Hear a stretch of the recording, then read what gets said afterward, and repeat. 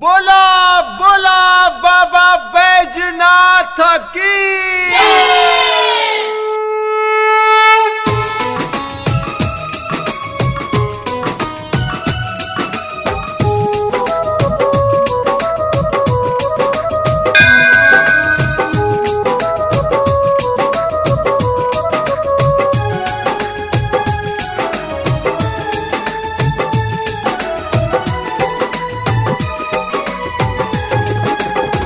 Lockdown बाबा फैलल महामारी, तोहरे बिना के बाबा दुनिया संवारी।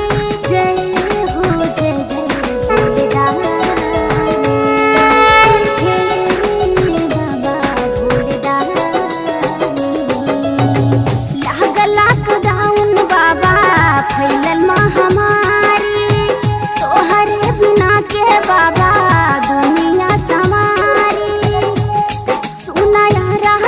हमार तोहसे कहीं बार बार भोला सुन ले हमारे पुकार के।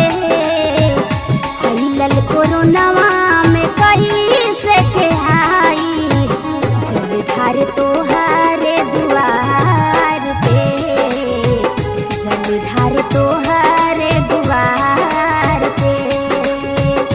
फैलल कोरोनावा में कैसे के आई, जल ढार तोहरे दुआर पे, जल ढार तोहरे दुआर पे।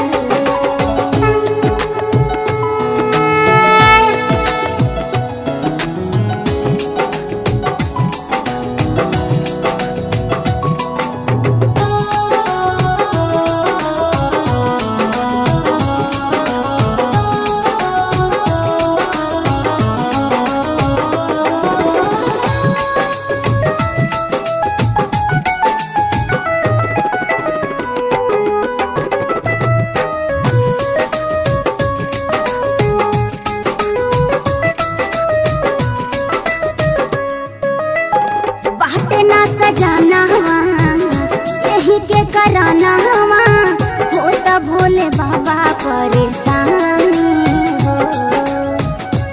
भरी के जाला हवा तोहरे सिवाला हवा, कैसे के आई अवधरदानी हो।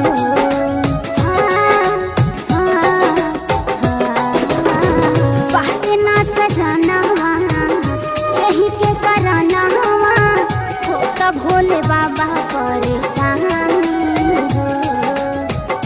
भरी के जाला तोहरे सिवाला हवा, कैसे के आई अवधरदानी हो के नंदी पे सवार बाबा आवा हमरे द्वार, हो के नंदी पे सवार बाबा आवा हमरे द्वार। सुन ले प्रभु हमारे गो